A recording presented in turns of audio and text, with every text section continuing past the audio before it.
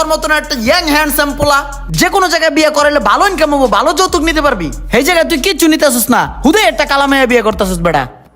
তুই বেটা যৌতুক মতুক ল, এইভাবে হয় না বেটা।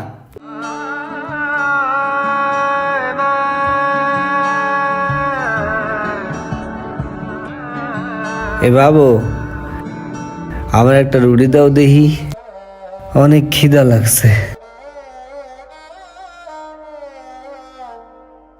এই যে রুটি।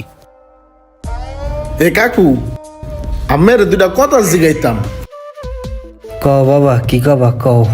এই আম্মের আমি ছোটকালের তখন দেখতাছি আম্মে অনেক বড় লোক আনলেন। আম্মের গাড়ি আনলে, হুন্ডা আনলে, বাড়ি আনলে, আরো নানান জায়গায় বিজনেস আনলে। তো আম্মের এমন হঠাৎ করে কি এমন দশ নামলে যে আম্মে এমন অসুস্থ হয়ে বললেন, রিক্সা চালাইতেছেন? বাবা রে, কি আর কমো দুঃখের কথা, বাবা নে কইতে আসি। কোন দি কি কাহিনীটা? বাবা রে, ছোটকালা আমি খুব স্মার্ট ছিলাম, খুব সুদর্শন ছিলাম। আমি যখন কলেজ থেকে পাশ করার পরে আমার ফ্যামিলি থেকে আমার একটা বিয়া ঠিক করে। বেটা এমন একটা মায়া দেখে বিয়ে করতেছিস বেটা, কালা কুসকুসছে। আর বেটা তোর মতন একটা ইয়াং হ্যান্ডসাম পোলা যে কোনো জায়গায় বিয়ে করাইলে ভালো ইনকাম হবো, ভালো যৌতুক নিতে পারবি। এই জায়গায় তুই কিচ্ছু নিতে আসিস না, হুদে একটা কালামাইয়া বিয়ে করতেছিস বেটা। তুই বেটা যৌতুক মতুক ল, এইভাবে হয় না বেটা। কালা গলার মালা, নদীর পানি ঘোলা ভালো, জাতের মেয়ে কালা ভালো, এক ঢিলে দুই পাখি। আমি আমার শ্বশুর আব্বাকে বলবো, আব্বু আমাকে একটা প্রাইভেট কার গিফট করেন। সে আমাকে একটা প্রাইভেট কার গিফট করবে। যৌতুক নিতে আসিস প্রাইভেট কার? অশিক্ষিত মূর্খ বর্বর, এই যুগে কেউ যৌতুক নেয়? এটাকে গিফট বলে, গিফট গিফট গিফট, ওটাই যৌতুক।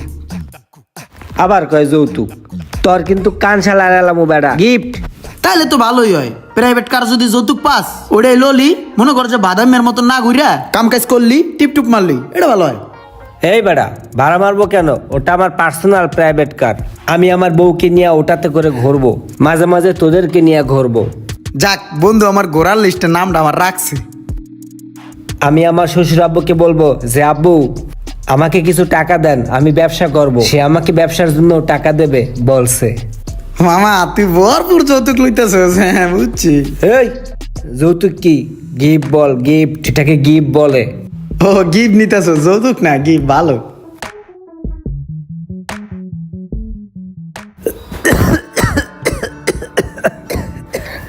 তারপরে সে বিয়া হইল, আমার শ্বশুর আমাকে প্রাইভেট কার দিল, টাকা পয়সাও দিল ব্যবসা করার জন্য। আমি একটা ঠিকাদারি প্রতিষ্ঠানে গিয়া ঠিকাদারি শুরু করে দিলাম। ওই বেটা, এই পাশে তো এই লোকগুলো, এই পাশে যা। ওই কি করতেছো? রড টিরে নষ্ট করতেছো কি লাগা? ওই মি আপনি দেখেন না রড টিরে নষ্ট করতেছে? আর ওই প্লাপান্ডিরে ঠিক মতো কাজ করতে কোন, দাঁড়ায় খেলে আড্ডা দেয় আর মোবাইল চাপে।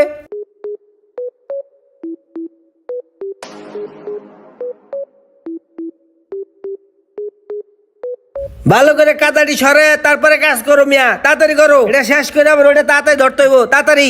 লস তো তোমার হয় না, লস তো আমার হয়, তুমি বুঝবা করতে। ওই মিয়া বালিটি পাঠায় দাও তাড়াতাড়ি। এই বেটাই, আবার বয় রইছস, ওঠ। চিল্লা চিল্লি না করলে তবু কোনো কাজ হয় না। কিরে রুমান, বিয়ার পর মানুষের মাথা তাই ঠান্ডা, তোর মাথা গরম কে? কি হয়েছে তোর? আরে বেটা মাথা গরম হইব না তো কি বউ?